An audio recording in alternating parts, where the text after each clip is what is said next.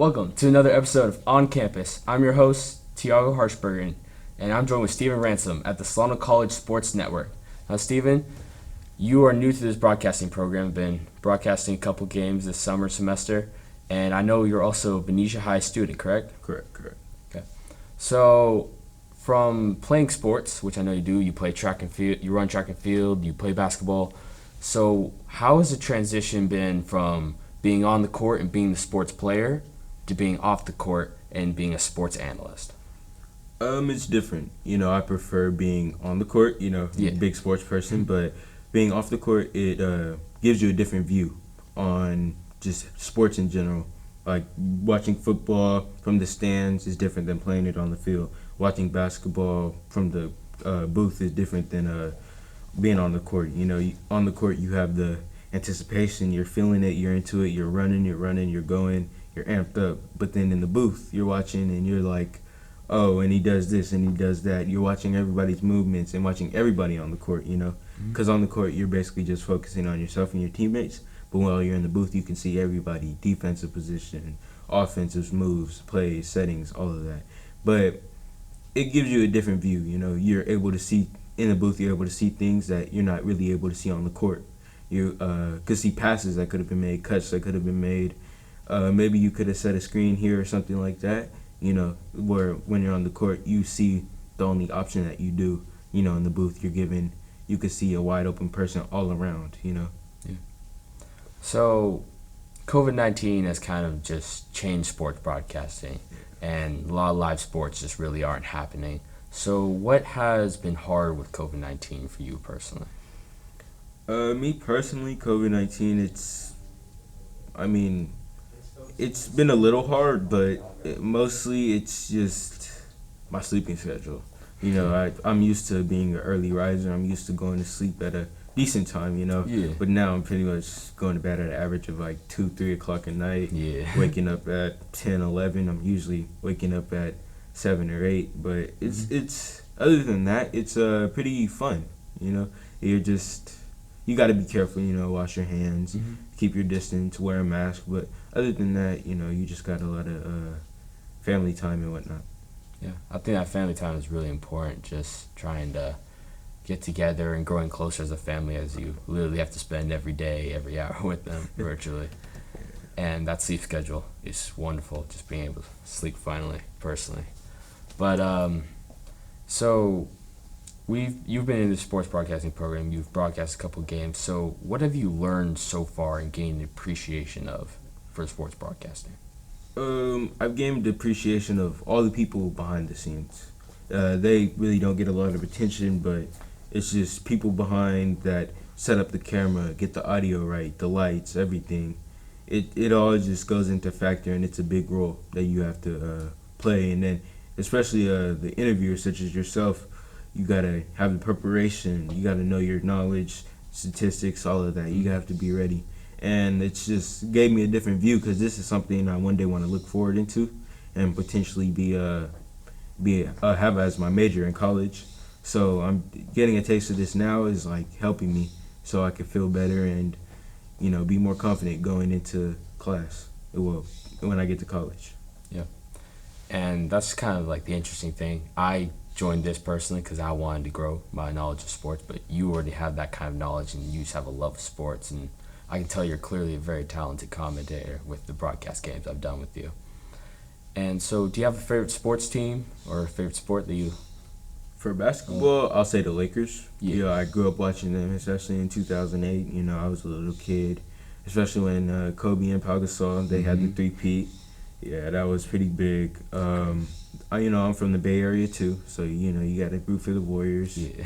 But Warriors, they've pretty much just been on fire ever since. Maybe not this year, but they popped off recently.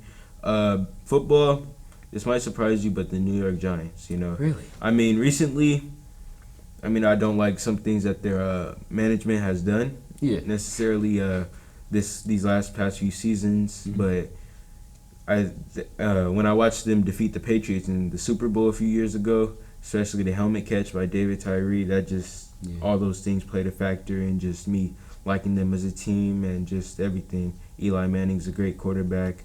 I mean, I liked their chances when they had Odell, but it just never really happened just with injuries and just the team wasn't right. But baseball, San Francisco Giants. When I was a kid, just watching them from young age going up, maybe they're not as good now as they were then, but still, those 3 championships in 5 years, nobody has done it since. And it's just pretty much, they're just the team that I have caught my eye and always have. There's other good teams around, but the Giants are definitely my favorite. Okay. So you talked about some of your future plans that you want to potentially maybe choose this as your major when you go into college. Do you have any colleges that you would want to go to personally or receive a scholarship from? Personally, I want to stay local. I've reached out to a few colleges. I've talked to a few. They've talked to me, recruitment-wise, because, I play basketball. Yeah. But colleges that catch my eye, St. Mary's College in Moraga, probably Cal State, East Bay. My mom went there, actually, so she's an alumni there. And that maybe just to continue on the legacy or just, it's just different things that go into it. But definitely local colleges, Berkeley, what else? Stanford. It's just a lot of colleges out here definitely that you could reach for and you can get if you really work hard for and show that you're working to them and they accept you. Yeah, and I can tell you're a really hard worker, and I can see it in your sports play. I can see it as a person when you're working on these broadcast games, and I can tell that you're a very hard-working person. Your parents will be very proud. So this has been another episode of On Campus with Tiago Haersberger and Stephen Ransom here at the Solano College Sports Network.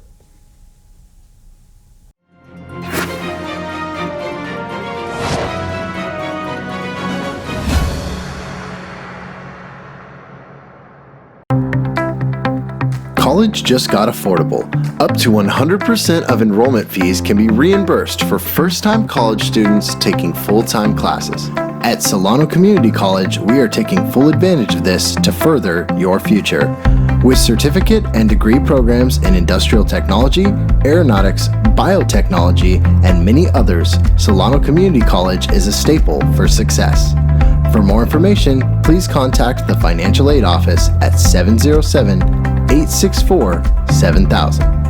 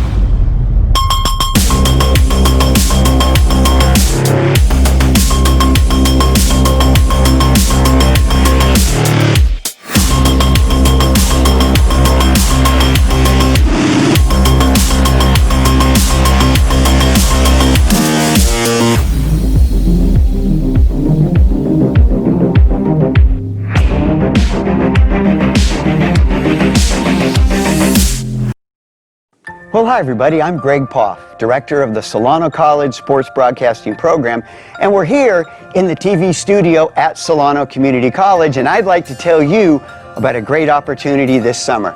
Now, typically with our summer class, we're covering sports because of the COVID-19 pandemic. We're opening up the class to all of you podcasters, YouTube influencers, to give you a chance to come in and create content that we can show on YouTube. You can have your own podcast. We can even put you on Channel 28 locally. Let's take a look at some of the equipment we have here in the studio. Come on. All right, we're here in the Solano College Sports Network studio control room to show you some of the equipment that you can use as a student here at Solano Community College. And the first thing I'd like to draw your attention to is the production unit system that we use. It's made by New Tech. It's the TriCaster system. This system is used by every major network. So you come to Solano Community College, you're going to learn video production on the TriCaster unit, so you'll be ready to go once you leave our program. You'll be trained on the same equipment that you would use in all of the major networks. You see the video production board here. We've got our speakers set up here. Here we've got our interface that you can use. So all kinds of equipment that you can use to be a professional in media production. Another great feature of our video production system, you'll be able to get training on the Allen and Heath audio board, where you will learn the trade secrets for both radio and TV production. Here in the video editing suite, you will have access to Adobe Premiere and the entire Creative Cloud. If you can imagine it, you can create it right here in the Solano Community College TV studio.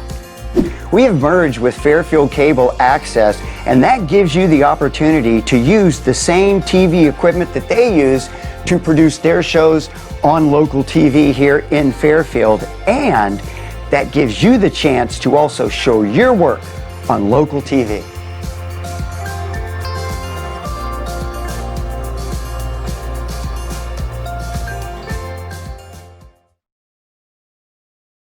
Welcome to TV 55.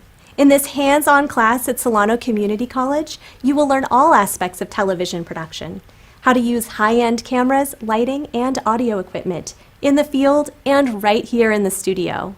Whether you are looking at making better YouTube videos, educational or promotional segments, or finding your creative passion, enroll today. Get an art school education at the fraction of the cost. Visit us online at solano.edu.